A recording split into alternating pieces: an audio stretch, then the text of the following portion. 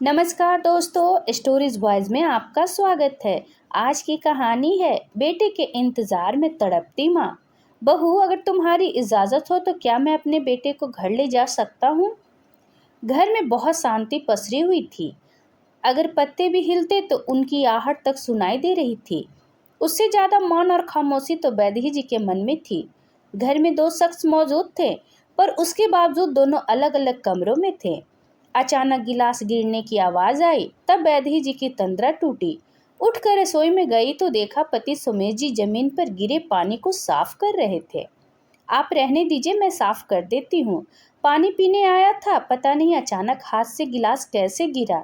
अरे कोई बात नहीं, हो जाता है कभी कभी, कहती बैदेही जी सोमेश जी के हाथ से पोछा लेकर फर्श साफ करने लगी। सोमेश जी को उनकी यह चुप्पी बर्दाश्त नहीं हो रही थी, इसलिए वो बोले, चलो पड़ोस के मंदिर में संध्या आरती करके आते हैं। मेरा मन नहीं है जी, आपको जाना है तो आप जाइए।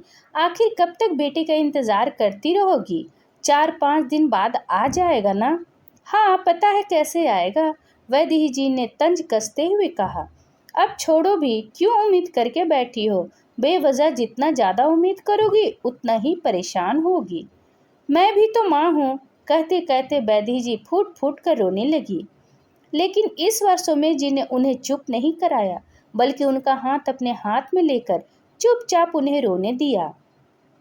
जब से वंश की शादी हुई है, तब से ये हर बार का सिलसिला हो चुका है। वंश सोमेश जी और वैदेही जी का इकलौता बेटा था। शादी के पूरे 7 साल बाद उसका जन्म हुआ था, इसलिए लाडला भी था। उसकी शिक्षा दीक्षा पर माता पिता ने बहुत अच्छे से ध्यान दिया था। पढ़ा लिखा कर उसे इंजीनियर बनाया। आज एक मल्टीनेशनल कंपनी में बड़े ओहदे पे कार्यरत है। वंश अच्छी तरह से सेटल हो चुका था, इसलिए 2 साल पहले काफ़ी सोच समझकर उसकी शादी रोमा से करा दी गई। काफ़ी अरमान थे कि बहू घर आएगी तो थोड़े दिन में सब घर में रौनक तो होगी। उसके बाद तो वैसे भी वंश के साथ उसके जॉब प्लेस बेंगलुरु ही जाना था। पर अरमान सब धराशायी हो गए। शादी के बाद कुछ दिन तो घूमने फिरने में ही निकल गए और हनीमून से आने के बाद वे अपने मायके जाकर बैठ गई, यह कहकर कि मुझे मेरी मम्मी की याद आ रही है। हाँ, जिस दिन वंश को बेंगलुरु रवाना होना था, उससे एक दिन पहले रोमा ससुराल आई थी, वो भी अपना सामान पैक करने के लिए। तभी उसने वैदेही जी से ढंग से बात नहीं की, पर सबको यही लगा कि वो अभी नई नई आई है, घर का माहौल भी नया है, इसलिए वो घुल मिल नहीं पा रही है। पर यह गलत फहमी भी समोस जी और वैदेही जी की दूर हो गई, क्योंकि रोमा जब भी आती सीधे मायके ही आकर रुकती थी और जिस दिन रवाना होना होता था उसके 3-4 घंटे पहले ससुराल आकर मिल लेती थी। पहले तो फिर भी वंश रोमा को मायके छोड़कर सोमेश जी और वैदेही जी के पास आ जाता था, लेकिन पिछले 4 बार से बैंस वैदेही के साथ उसके मायके ही रुकता था। जब सुमेश जी ने वंश से कहा कि बेटा कुछ दिन अपनी माँ के पास भी रुक जाया करो, तो वंश ने मायूस होकर कहा, रुकना तो चाहता हूँ पापा, पर क्या करूँ, रोमा को पसंद नहीं है। वो कहती है कि मैं बेटी हूँ, इसलिए मुझे मायके जाने का इजाज़त लेनी पड़ती है। तुम्हारा अच्छा है, जब देखो अपनी मम्मी के पास जाकर रुक जाते हो। कभी मेरे माता पिता के पास भी रुको तो उनका मन खुश हो जाए। अब बताओ पापा, मैं क्या करूं? पर बेटा, हमने भी उसे कभी रोका कहाँ है, और वैसे भी वो हमारे पास रुकी कब है? सही कहा पापा, लेकिन क्या करे, 1-2 दिन पहले भी आने की कोशिश करता हूँ तो मुंह फुलाकर बैठ जाती है। कुछ कहो तो वो फिर लड़ने झगड़ने लग जाती है, और फिर मैं घर की शांति के लिए चुप रह जाता हूँ। और इस बार भी यही हुआ। वंश और रोमा पिछले 3 दिन से इस शहर में आए हुए हैं, पर रोमा के मायके में रुके हुए हैं। हर बार तो बैदेही जी तसल्ली कर लेती थी, पर इस बार उनकी हालात सुमेश जी से देखी नहीं गई। दूसरे दिन सुबह सुबह तैयार होकर सुमेश जी घर से रवाना हुए और सीधे पहुंच गए रोमा के मायके। इतनी सुबह उन्हें घर आया देखकर सब लोग हैरान रह गए। तभी रोमा के पापा ने कहा, अरे समधी जी, आज इतनी सुबह? आइए बैठिए, आज सुबह सुबह कैसे आना हुआ? समधी जी, बस आपसे इजाज़त लेने आया था, सोमेश जी ने भी अपने हाथ जोड़ते हुए कहा। उनकी बात सुनकर सब हैरान रह गए और एक दूसरे की शक्ल देखने लगे। हम समझे नहीं समधी जी, आप कहना क्या चाहते हैं? रोमा के पापा अभी भी हैरान परेशान थे। वो क्या ना है समधी जी, पहले जब बेटियां शादी होकर ससुराल जाती थी तो उसके मायके वाले उसे लिवाने आते थे और यूं ही उसके ससुराल वाले से इजाजत मांगते थे। देखिए समधी जी, हमें पता है कि जमाना बदल गया है तो हमें कोई एतराज नहीं, हम भी अपने बेटे को ले जाने के लिए आपसे इजाजत मांगने आए थे। उसकी माँ भी पूरे साल उसका इंतजार करती है, पर क्या करे, मेरा बेटा तो कुछ बोल नहीं पाता, इसलिए आप और रोमा कहे तो क्या मैं अपने बेटे को घर ले जा सकता हूँ? अरे समधी जी, आप ऐसा क्यों कह रहे हैं? बेटा बहू तो आपके ही हैं, उन पर आपका पूरा हक है। क्या सच में?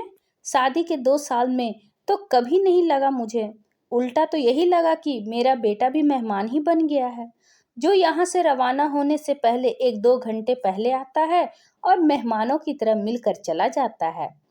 तब आखिर रोमा के पापा ने अपनी पत्नी और अपनी बेटी रोमा की तरफ देखा। दोनों नजरें झुकाए चुपचाप खड़ी हुई थे। आखिर रोमा के पापा बोले, माफ करना समधी जी, गलती आपकी नहीं है, गलती हमारी है। हमने कभी इस तरफ ध्यान ही नहीं दिया। बेटी की शादी तो कर दी, पर कभी यह नहीं देखा कि वह अपने ससुराल में किस तरह का व्यवहार कर रही है। फिर रोमा से मुखातिब होकर बोले, रोमा जाओ अपना सामान पैक करो, तुम आज ही अपने ससुराल जा रही हो और याद रखना, जैसे तुम्हारे मम्मी पापा तुमसे मिलने के लिए इंतजार करते हैं वैसे ही तुम्हारे पति के मम्मी पापा भी उनसे मिलने के लिए इंतजार करते हैं। अगर यहाँ मिलना आती हो तो कम से कम दोनों जगह पर बैलेंस बनाकर चलो, और मेहमानों की तरह ही ससुराले जाना है तो माफ करना, आज के बाद मायके में तुम्हारा स्वागत भी मेहमानों की तरह ही होगा। याद रखना, कोई शिकायत का मौका न मिले। अपने पापा का कड़े रुख को देखकर रोमा की ज्यादा कुछ बोलने की हिम्मत नहीं हुई। उसने अंदर जाकर अपना और वंश का सामान पैक किया और सोमेश जी के साथ ससुराल रवाना हो गई। इधर घर की डोर बेल बजी तो वैदेही जी ने जाकर दरवाजा खोला। सामने बेटे बहू को खड़ा देखकर वो खुश हो गई। अरे तुम लोग आज ही जा रहे हो क्या? वैदेही जी का सवाल सुनकर बेटा बहू झेप गए, पर फिर बंस माँ को गले लगाते हुए बोला, नहीं माँ, इस बार हम कुछ दिन आपके पास भी रुक जाएंगे, वहां आपके बिना मन नहीं लगता था। सच में? रुको रुको, मैं अभी आई। वैदेही जी फटाफट भागती हुई पूजा घर में गई और पूजा की थाली लगाकर आई और बेटे बहू की आरती उतार कर उन्हें घर में लिवा लाई। थोड़ी देर बाद सुमेश जी भी घर आए और वैदेही जी को खुशी को देखकर खुश हो गए। कहाँ चले गए थे सुबह सुबह? देखो बच्चे घर आए हैं और अब ये लोग कुछ दिन यहीं रुकेंगे। अच्छा, ये तो बड़ी खुशी की बात है, कहकर सुमेश जी अपने कमरे में चले गए। पर न उन्हें कभी अपनी पत्नी को बताया और न ही उनके बेटे बहू को बताने दिया कि बेटे बहू अचानक रुकने के लिए घर कैसे आ गए। आखिर वो एक माँ का विश्वास को बनाए रखना चाहते थे। जरूरी नहीं कि कुछ तोड़ने के लिए पत्थर ही मारा जाए, लहजा बदल कर बोलने से भी बहुत कुछ टूट जाता है। माँ बेटे की ये कहानी मेरे तो अंतर मन की आत्मा को छू गई है। और आपकी? इस पर आपकी क्या राय है, कमेंट करके ज़रूर बताइएगा। अगर पसंद आया तो प्लीज़ लाइक एंड सब्सक्राइब करना ना भूलें। इसी तरह मेरी और भी कहानी सुनने के लिए कृपया बेल आइकन बटन को दबाना ना भूलें। वीडियो देखने के लिए आपका बहुत बहुत धन्यवाद।